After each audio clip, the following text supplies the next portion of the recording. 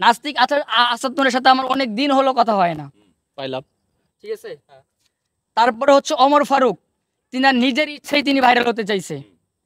আমাকে যদি সে ব্ল্যাকমেল না করতো, আমার কোনো টাকা পড়ে নাই তারে ভাইরাল করতে।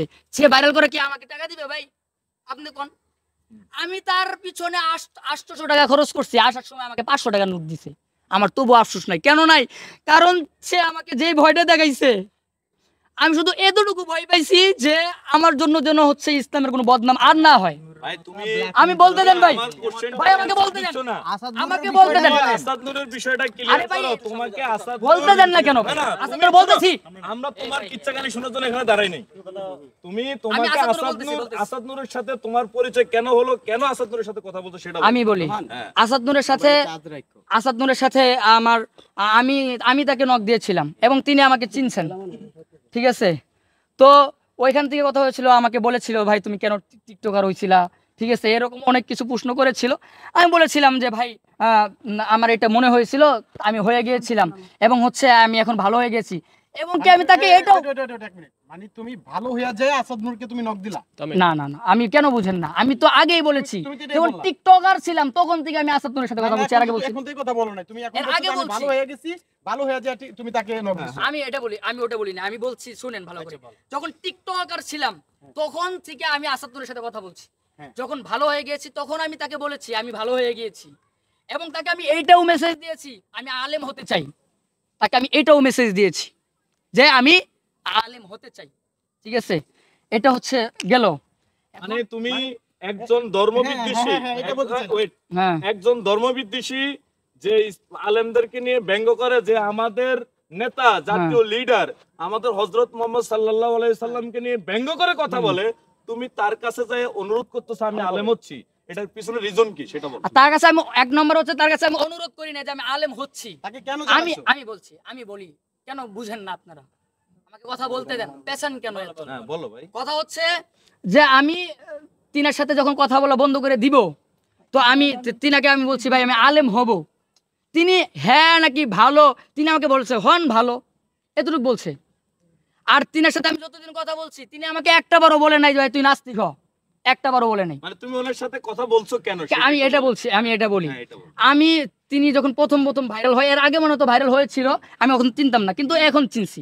তো আমার মনে হয়েছে যে তার সাথে একটু কথা বলি, ভাল লাগবে, তো এই জন্য বলেছি। আমি কিন্তু বাংলাদেশে অনেক কন্টেন্ট ক্রিয়েটরের সাথে কথা বলি, ওই হিসাবে তার সাথে কথা বলছি। তাছাড়া আমার কোনোই নাই, সেও দেখাইতে পারবে না, আমিও দেখাইতে পারবো না। আমি নাস্তিক আসাদ নূরকে ভাই বলতেছি, ভাইয়াও দেখাইতে পারবে না আমি তার সাথে কোনো কথা বলেছি, সেও দেখাইতে পারবে না, ঠিক আছে। ব্যাপারটা বুঝছেন ভাই? তুমি কোথায় থেকে টিকটকার হওয়ার জন্য উৎসাহ পাইছো, আর তুমি নিজে এই ওমর ফারুককে উৎসাহিত করছো, হ্যাঁ, আর এর পিছনে আসাদ নূর ওই সে নাস্তিক সহ কারা তোমাকে কত প্রতি মাসে তোমাকে কি পরিমাণ অর্থ প্রদান করে সেটা বলো।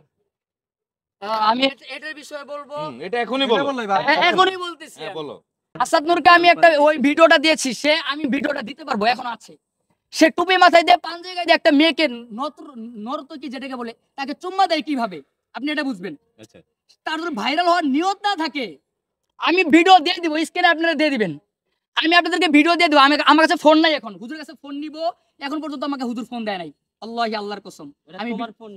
আমার ফোন আমি হুজুরকে গিফট করেছি, হাদিয়া দিয়েছি। এই ভিডিও যা আছে এটা কি হুজুরে জানে? হুজুরে আজকে আমাকে কালকে ফোন দিয়েছে, আসার পরে আমাকে বলতেছে তুমি ওর সাথে কথা বলছো কি কি, যে মোবাইলে যে ভিডিওটা আছে এটা কি হুজুরে জানে? না না এটা জানে না। তারপরে সে টুপি মাথায় দিয়ে পাঞ্জাবি গায়ে দিয়ে, যখন তার চুল ঢুল কালার ছিল না ভাই, তখন সে মেয়েকে চুম্মা দিয়েছে, ওই ভিডিও আমার কাছে আছে। এখন আমার প্রশ্ন হলো যে সে যদি ভাইরাল হওয়ার জন্য এত কিছু না করে থাকে, যদি আমার হয় তাহলে সে ওই সময় চুম্মা দিল কেন? আমার প্রশ্ন হলো এটা। দ্বিতীয় প্রশ্ন আমার হচ্ছে, সে চুল ঢুল কালার করার পরেও সে মসজিদে নামাজ পড়াইছে।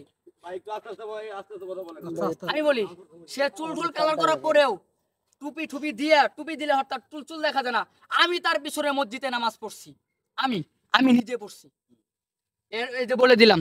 আর তো প্রথমেই বলছি সে আলেম না, এটা তো বলে দিছি। তারপরে সে আমাকে যখন ব্ল্যাকমেল করা শুরু করছিল, আমি কথাগুলো গুছাই বলতেছি, হ্যাঁ, যখন যে আমাকে ব্ল্যাকমেল করা শুরু করছিল, ভাই আমার কেউ নাই এই দুনিয়াতে, আমি বলি আমার এই দুনিয়াতে কেউ নাই, তাকে আটকানোর মতো কেউ নাই। তিনি যখন আমাকে বারে বারে বলতেছিলেন যে তুই যদি হচ্ছে আমাকে ভাইরাল না করস, ঠিক আছে, তুই যেমনি পারস আমাকে শুধু জাতির সামনে আমাকে ফেসটা করা, বাকিটা আমি দেখে নিব। আমি তাকে বলেছিলাম যে ভাই তুমি কিন্তু হচ্ছে পজিটিভ আসতে পারবা কিনা এটা দেখো। এর মিয়া আমি যে ওয়াজ করি তাহেরে যদি হচ্ছে ওয়াজের মাঠ ধরে রাখতে পারে, আমি কেন পারবো না? তার কথা হলো এইটা। আমি একটা কথা বাবা মিথ্যা বলতেছি না, রাইট। বুকের ভিতরে 30 পারা কোরআনের কসম কাটতেছি। আমি আমার বাবা মারা গিয়েছেন তার কসম কাটতেছি। কসম তো কাটাছে আমি ওরা। কাটলে এত ফালতু কাজ করলে কেন? সোজা আমি সোজা আপনি এরকম ব্যবহার করতে পারেন না। সম্পর্ক কিভাবে হইলো? ভাই একটা কথা স্পষ্ট করে তিনি একটা আচ্ছা, দাঁড়ান। সাংবাদিক ভাই, এরকম ব্যবহার করতে পারেন না। ভাই আমি তোমাকে বলি, এই বাদন ভাই 1 মিনিট। তুমি কোথাও থেকে উৎসাহিত হইছো টিকটকার হিসেবে? আচ্ছা ভাই তুমি কাতে উৎসব আছে তোমার চুল কালার করো? আরে চুল কালারের বিষয়টা আগে আসাদুরের বিষয়টা শেষ করো। আসাদুরের সাথে তোমার দীর্ঘদিনের আমি কতবার আসাদুরের বিষয় দীর্ঘদিনের সম্পর্কের কারণে তুমি যে লং টাইম সম্পর্ক রাখছো। চুল কালার করার উৎস ছিল। আরেকটা কথা ভাই কি একটা আজব